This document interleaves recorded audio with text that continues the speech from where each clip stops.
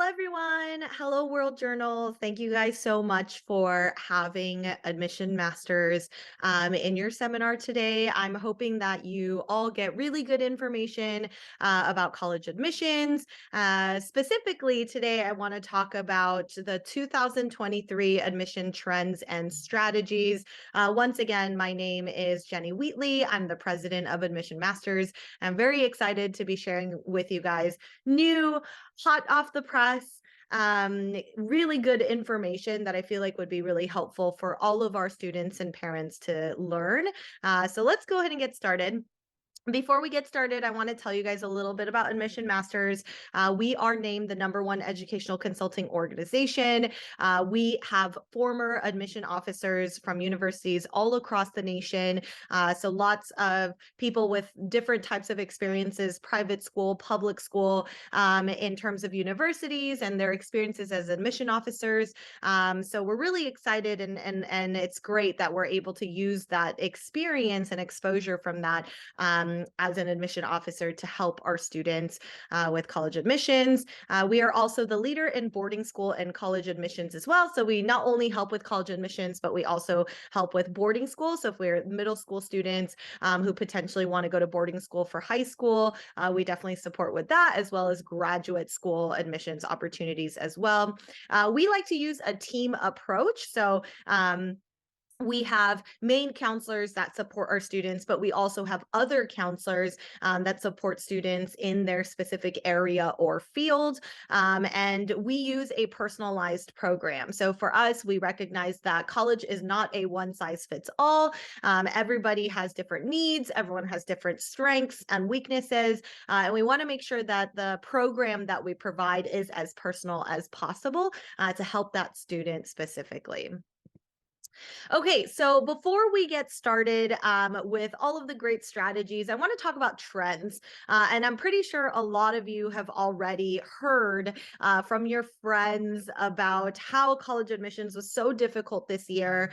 We have a lot of parents and students who are very concerned about college admissions, even UCs, why was it so hard for students to get accepted into schools this year? But the reality is, college admissions is continuously going to be challenging. It was very challenging this year. And I think that I'm going to highlight on some numbers just so you guys can see, how challenging it really was. But even for schools like Boston University, where in the past, I would say my students who had fairly good grades, fairly good test scores, had a good chance at getting into Boston University because they had, about a 20%, 22% acceptance rate in the past. This year, Boston University's acceptance rate dropped to 11%. That's about 80,000 students applied to Boston University. About 8,600 students got accepted, which gave them about an 11% acceptance rate.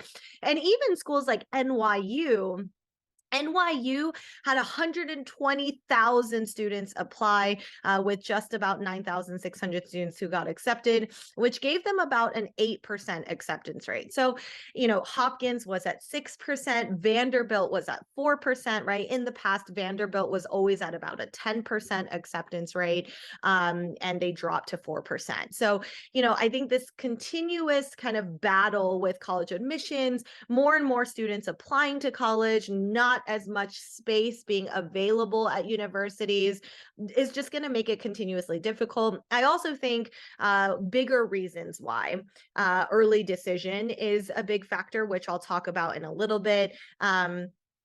Test optional colleges, about 70% of schools in the United States are offering test optional, or they're saying test blind, like the UCs, and that's making students want to apply to these universities a little bit more because they're like, hey, I have pretty good grades, I don't have the best test scores, but I don't have to submit that, so I want to try applying anyway. So lots of big reasons, I think, why the numbers are looking so low for college admissions rates, but just overall, continuously, college admissions is just going to be really challenging. And I think that that's just the reality of where we are with college admissions. And unless things change in the admissions office overall, I do think it's just going to continuously drop in the next several years.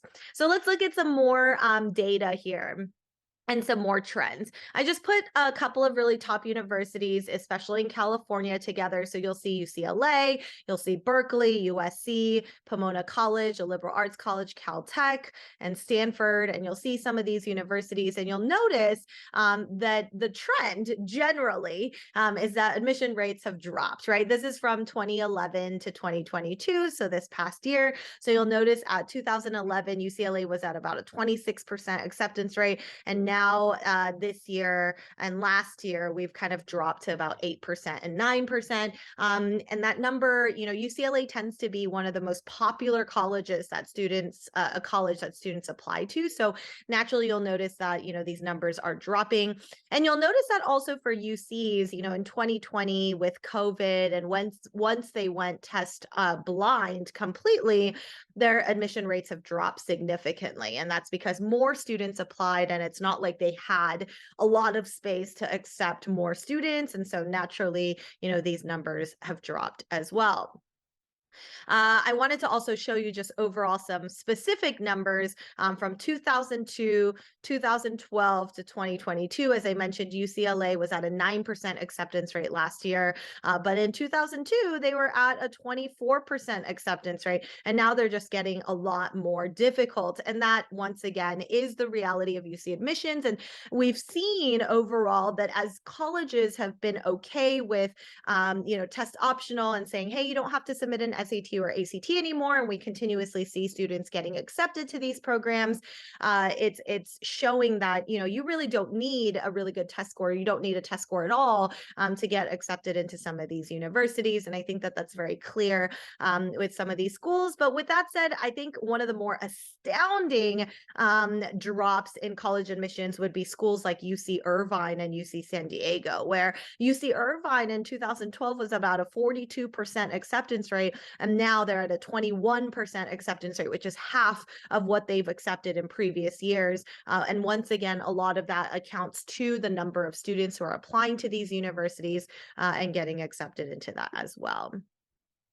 I wanted to just show you one other graph. And I think one of the things that is really interesting to see is that if you're a student that really is open-minded to other UC campuses, you'll see schools like UC Riverside and Merced, they do have higher acceptance rates. So if you're a student who is like, well, I was just thinking about Cal State schools, or I was just considering to go to Cal States, I would consider UC Merced or UC Riverside as long as you meet the requirement for their GPA. That you would actually have a potential shot at some of these schools with higher than an 80%, sometimes even with Merced last year with a 92% acceptance rate. I do think that that's something to consider. But otherwise, some of these other colleges, you'll notice that for the other UCs, their acceptance rates have really decreased over time. I wanted to specifically compare and give you a really good idea of why this is when I'm looking at both UCLA and UC Berkeley. So if you look at UCLA, this is the number of applicants in 2022. So number of applicants for UCLA, that was at 150,000 students, and UC Berkeley was at 128,000 students. Once again, more students apply. That means less likelihood of students getting accepted to these schools. So as you can see, UCLA kind of plummeted with their acceptance rate now at 9%, and Berkeley with a 14%. So UCLA and Berkeley, they're the two hardest UCs to get accepted into, and now it's even becoming harder for students to get accepted. So if you had a student, right, or if you are a student who was like, oh, I thought my friend would get accepted into Irvine. I thought that, they would at least get into UC Irvine, or I thought that they would get into UC Davis. It's not easy to get into these colleges anymore. Acceptance rates have really gone down for UCs. I don't necessarily think that's a focus on Asian students in particular. I just think that the number of applicants are so high, and the only amount of space that they have is limited, which means that lower acceptance rates do happen. So with all of this, what can we learn from the admissions results of 2023? So as I mentioned earlier and on multiple occasions, test optional really continues to impact college admissions. It is becoming very normal for college admissions to be like, hey, we're going to be test optional. In fact, of the 70% of colleges that said that they're test optional, a majority, over 90% of them have said, we're going to continue the test optional route. Some colleges have even said, hey, we might even just completely get rid of test SAT and ACT in general. And then some colleges have said, we're going to remain test optional, but testing does make an impact in college admissions. But generally speaking, overall, on average, colleges are going to continue to have this test optional format, which means, more and more students can kind of focus on their GPA, focus on their AP exam scores, and they don't have to have this external extra, SAT or ACT score to worry about as well. So that's something that's really influencing the results. And then more colleges are using early action and early decision. And I'll talk to you guys about this a little bit more. At most schools, applying early is going to give you an advantage. And I'll give you a little bit more information soon, but I'll tell you this. Early action and early decision are becoming the normal deadline. In fact, more and more students are applying early, which means more and more students are prepared early to submit their applications because early action and early decision deadlines are November 1st. If you submit your application by the November 1st deadline, then really that means your 9th, 10th, and 11th grade grades and everything that you've prepared up to your junior year and even the summer after your junior year is perfect enough for you to present to college admissions without needing your first semester of your senior year. That means students have prepared earlier so that they can submit by those early deadlines and be able to have those benefits. And expectations overall are changing. What colleges define as competitive applicants, which before was, oh, you had a 4.0 GPA, unweighted, a 4.6 weighted GPA, you had a perfect SAT score, you have all 4s and 5s on your APs, right? There are these expectations of what they would consider a competitive applicant, but those expectations are changing. And that is, something that I'll talk to you about in a little bit. So these are the three main factors, I think, in terms of 2023 trends and what types of things are changing in college admissions. So let's talk about test optional really quick. And I hit this a lot. Because colleges are going test optional, one of the big things that colleges will start looking for is beyond the academics. Before, academics were one of the most important things. They're still very, very important. And I would say that they're still the most important considering college admissions. However, the weight factor, how much the academic weighs in a college application is different now. In the past, pre-COVID, 3, 4, 5, 6 years ago, academics would weigh about 75% of a student's application. If you're not getting good test scores, if you're not getting good grades, right, that was going to make the biggest weight factor in college admissions. That has dropped to about 60%. And even that in some colleges have dropped even lower to about 50, 55%. So it's still a lot, right? College admissions, they do care about academics a lot. Even 50% is a lot. Half of your application is weighted on whether or not you did well academically. But the other half, right, 40% of the other factors will be extracurricular activities, teacher recommendations, essays, interviews, so on and so forth, right? So what I want to say about test optional is because colleges are now using test optional, top colleges and universities are looking to admit students who are more than just their grades, more than just their rigorous, courses that they take. And how they did on their AP exam scores. They really want to see students showing how intellectually curious they are about certain subjects. They want to see students who make an impact beyond their school, in their communities. Those are the things that they are weighing a bit heavier. So now, even if you had a couple Bs, if you did fairly well academically on test scores, but all of these other areas that you can demonstrate your intellectual curiosity, your impact in your community, your leadership. If you're able to show these things, that actually would have a really big value in your application, which is why test optional means students can balance a little bit more of, okay, what is it that I'm really passionate about? And how do I want to exude and show that passion to college admissions? How can I do that through community service? How can I do that through leadership? How can I do that through, projects or research projects or even awards that I receive, right? These external areas that students can kind of show could make an impact in college admissions. Let's talk about EA and ED benefits. So first and foremost, let me explain to you, for those of you who might have not known what early action or early decision is.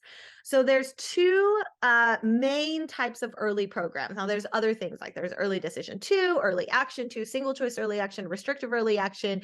There's other early programs. So I'm just going to focus on early decision and early action, okay? Early decision and early action are due November 1st for most colleges. At some colleges, their early might be due October 15th. And if you had a supplement and you wanted to submit a supplement, it might be due even earlier. But generally speaking, early decision and early action is due November 1st. Now, students have begun to understand and parents have begun to understand that early decision, if you get accepted, you have to go no matter what. It is a binding program and it has the highest acceptance rate because you're telling college admissions, hey, if I get accepted to your school, I'm going to go no matter what. This is a promise. This is a contract. This is guaranteed, right? Early decision will give you the benefit of giving you a higher chance of getting accepted into the school. And more colleges are offering these early decision programs. And so students who are prepared and they've already done what they needed to do from 9th, 10th, 11th grade, these students are more likely to be applying early decision and they're already taking up those spots that are available in these colleges because they know it's going to give them a higher acceptance rate. And college admission officers, we like early decision applicants because we can make those decisions early and there's a guarantee that they're going to come to our school. So it's actually really helpful for students to do early decision. Once again, early decision is binding. If you get accepted, you have to go no matter what. Now, early action is not binding. So you still have to apply by November 1st for most colleges. If you get accepted, you do not have to go. However, early action doesn't have as much benefit in terms of acceptance rates. Early decision, sometimes for some schools, their acceptance rates can go up 10, 15%.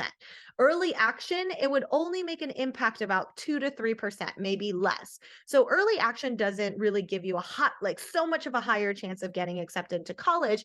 However, students like to choose early action and apply early action anyway, because then they find out earlier, right? If you do early action or early decision, generally for most colleges, you will find out your results right around December 15th. Yes, there are some schools that tell you at the end of December. There are some schools that tell you in January. There are some schools that tell you early February. But most schools, if you do early decision or early action, they will let you know by December 15th, around that time, whether or not you've been accepted into the school or not. If you did early action to, let's say, University of Michigan, Ann Arbor, and you got accepted early, right, then you will find out earlier than other students whether or not you got in, which could help you maybe feel a little bit better about your chances for other colleges, or at least you have that option to go to University of Michigan, right? These are all of the reasons why students tend to do early action, early decision. So what we found this year for 2023 is that early decision is the new regular decision. Compared to recent years, colleges are showing that they are seeing a higher rate of applicants for early programs like early decision and early action, which means that students need to start the process for college applications and their journey early so they could be prepared by 11th grade. Also, there's a higher acceptance rate. In the case of early decision, colleges want to choose students who really want to come to their school. So if there is a binding program like early decision, colleges are like, oh, we want to accept the student because there's a really good chance that they're going to come to our school. Once again, save time, save money for college admission officers too. It's also a good way to show what we call demonstrated interest. If you apply to a college early decision, you're basically showing the college that, hey, I really love your school. You are my dream school. It's a school that I want to get into the most. You're showing them your interest in this college. And of course, college admissions like that too. They want students to come to their school that they know really love the school and would fit really well with the university. So more of a reason why I think early decision, ultimately students should try to prepare what they can by the end of the summer of their junior year. So junior year, and then the summer after their junior year, they should try to complete everything they can, make sure they've had good grades and have done a good job so that they can take advantage of these early decision and early action opportunities. Other things in terms of changing expectations. So I mentioned to you earlier that, things are changing. College admissions are looking for things that are a little bit different. And so on the note of early decision, about 50% of applicants are applying early. So if 100 students applied to a college, half of those students applied early. And that early decision applicant pool fill up about 50 to 60% of their incoming freshman class. So what does this mean? If you applied early decision or early action, you have a higher chance of getting accepted because they're choosing a lot of their incoming freshmen from early. And then if, more students, like 500 students apply to a college regular decision, then there's only about a 40%, space for them to get accepted into, which is why there's a lower rate for regular admissions.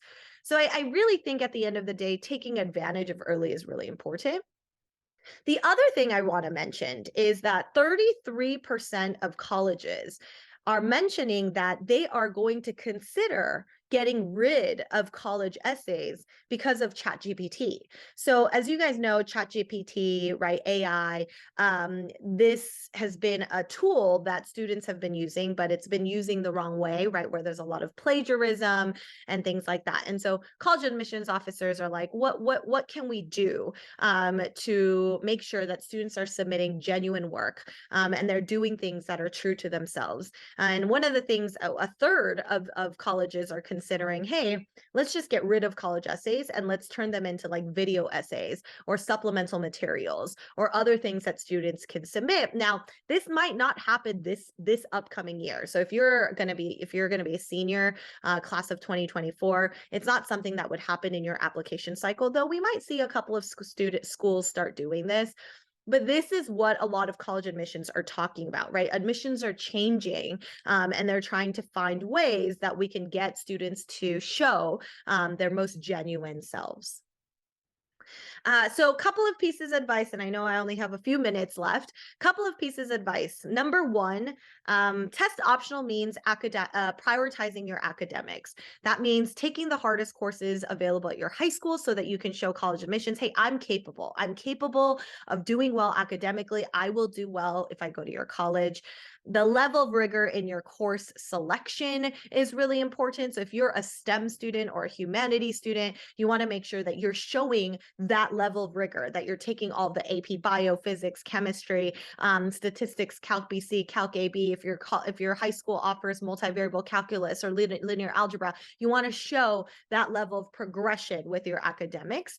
Obviously, a strong GPA is super important. A GPA is going to be really the foundation of your application. So you still have to do very well academically. Because SAT and ACT are optional for a lot of colleges, your AP scores have become more important. So just making sure that you're keeping in mind that you're doing well with your AP scores, and making sure you're prioritizing that. And as I mentioned earlier, you want to show your intellectual curiosity and promise. You want to make sure that you're showing college admissions that, hey, I genuinely enjoy learning. I love the process of learning.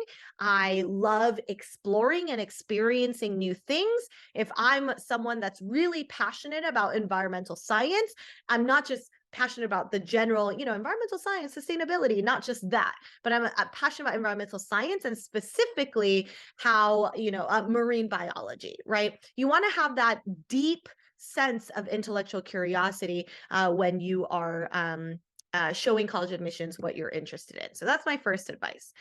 The second advice, as you already probably know, is to take advantage of early admissions. It's so important, I think, as admissions is beginning to change. Colleges really like early applicants. Start researching the types of colleges you want to get into early. I would say as early as ninth grade is a great time for you to start thinking about what colleges you're thinking about applying to. Learning about what colleges are looking for in their applicants. Every college is very different in the personality that they have and the types of personality that they enjoy or like when it comes to their students. So you want to start looking into that. You want to go to college tours or information sessions. Because of COVID, colleges have done a really good job with virtual information sessions, virtual tours, live Q&A panels, right? There's a lot of really great opportunities online. So if you can't actually go and visit the school in person, I would highly recommend signing up for these virtual opportunities for students to do so that you can show demonstrated interest to colleges. In the common application, there is a space for some colleges where they'll ask the question, how did you know about our college? And in that section, there's 10 slots where you can say, I went to a virtual information session. I visited the college. And some colleges will even say, oh, what date, what month and date did you come and visit our school? Or what month and day did you go to a virtual information session? So they can cross-reference when it is that you actually came. So doing that is really important. And then mailing lists, right? Every college has a mailing list. If you go onto Google and just type Harvard prospective student mailing list or Yale mailing list, it'll take you to a form in their school's website where you can fill out to learn about and fill out and say like this, I'm this age, this is what I do. And then you can add that information in there. So I would definitely recommend signing up for mailing lists. You might get emails of really good information. I would definitely click on the links that they send you in the emails and learn about the schools early. And once again, I would highly recommend to prepare early. The earlier you're prepared, the better you're going to be prepared for college admissions and applications, especially if you do want to take advantage of early admissions. And lastly, we talk about this a lot, but activities do matter. I would say by the time you're in ninth grade, you want to get an idea of your major direction. Now, this doesn't have to be so deep and so specific, right? You don't have to be like, I'm going to be a neuroscientist, right? It doesn't have to be to that extent. However, you should know whether you want to go towards the STEM route or the humanities route. At minimum, you should have a general idea, STEM or humanities, by the time you're in ninth grade, because the courses that you choose, the activities that you do, what you do during the summer, all of these things will be based on your major, right? And what type of major you're going to do. You also want to show your ability to make an impact.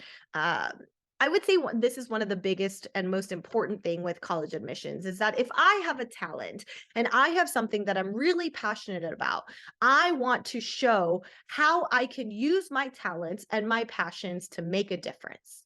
You want to make a difference in your community and you want to actively show college admissions how you're making an impact in your community, not just the type of student that you're like, oh, I got good grades and I got straight A's and I got these awards. Hooray for me. That's great. But then what? So you got this award. So what are you going to do with that knowledge or information, right? How are you going to make an impact in your community with the talent that you have? And of course, especially with Asian students, your uniqueness, your color, your impact, your leadership, all of these things matter. So how you plan your journey with your activities, what type of activities you're going to choose, what type of leadership positions you're going to have, what type of projects or research you're going to do, that all adds to the uniqueness and the color and the impact and all of that. So you want to make sure that you're planning that out so that when you apply to college, you're able to showcase that really well. At the end of the day, activities are a powerful indicator of your abilities. What type of leadership positions you have show admissions your abilities as a high school student. What type of research you've done, that shows us your abilities as a high school student, right? So these are all things that we want to consider and think about when you're choosing your activities and how you're going to plan out your high school journey. So with that said, just lastly, you want to plan your 10 activities and awards, okay? On the Common application, there's a space for 10 activities and 5 awards, right? And on the UC application, there's 20 spots for activities and awards combined. So Common App, 10 activities, 5 academic awards, UC application, 20 activities and awards combined. So when you're thinking about the types of activities that you're going to do, right, you want to have about 3 to 4 activities that show your community service and your impact and how you feel compassionate about your community. About 5 to 6 extracurricular activities that are related to your major. And so if you want to be doing math, then you want to show activities that are related to math and your passions for math. About 5 academic honors, if you have other coursework or work experiences. And then I also added educational prep programs. So if you are a student who are going to summer programs or you've done something over the summer, you want to showcase, 1 to 3, I would say 1 a year starting from 9th grade. It should be enough for you to do well. You don't have to do multiple summer programs over the summer. So plan that early. So just lastly, start early. Admissions is all about strategy and planning early and giving yourself direction before high school. That's what's going to help you succeed. So a lot of our students do start in middle school, but we do have a lot of students who start in 9th grade. And those students are the ones that are going to be the most prepared and less stressed, I think, at the end of the day, because you're starting the process early. With that, you also want to find your passions. At the end of the day, our most successful students are the students who follow their passions, their talents, their interests. They really utilize what it is that they love to make a difference in their community, right? So find that passion. Do you love working with kids? Do you love speaking in front of people? Do you like baseball? Do you like basketball? Are you really good at math, right? Any of these things could be a passion, and finding that passion early is going to be really important. And lastly, find your story. College admissions and applications is all about stories, right? It's your narrative, your story about your life, how you got to find the passion that you found, why you want to learn the things you want to learn, why you want to make an impact in your community the way you do, right? Why you chose the activities that you chose. All of these stories are really important for college admissions in your essays, potentially even in your teacher recommendations. So what qualities about yourself do you want to highlight? Finding your story is going to help tremendously in writing your essays. So that's something that we would definitely recommend, is to start that process and to think about that. So just a last little thing that I want to leave you guys with is dream your own dreams, achieve your own goals. Your journey is uniquely your own. And I like to tell this to all of my students and parents too. Don't get caught up comparing yourself to your neighbors or whoever else before, because at the end of the day, the most important thing is making your journey uniquely your own journey. And everybody's journey is different. Everyone's background is different. You might think that you're similar to someone else, but really you have a very different background and very different experience, very different outlook and perspectives on life. And I think that all of those things are very valuable and important things. So own that, own your journey, own your process, own your own road to success. I know this was only a 30-minute seminar, so I tried to give as much information in a compact way. Please visit us on our website, our YouTube channel. You can use this QR code so that you can see what other offers and services that we provide. If you fill out our free consultation form or you're interested in services, you can go to our website and fill out our free consultation form, and we will contact you to schedule a free first meeting for all of our World Journal attendees. Thank you so much once again to World Journal. I am hoping this gave you a lot of good information. If you have any questions, once again, please feel free to write it in the free consultation form, or you can email us to ask the questions. And hopefully we're able to see you guys soon. Good luck on your guys' journey, and I'll talk to you guys soon. Bye.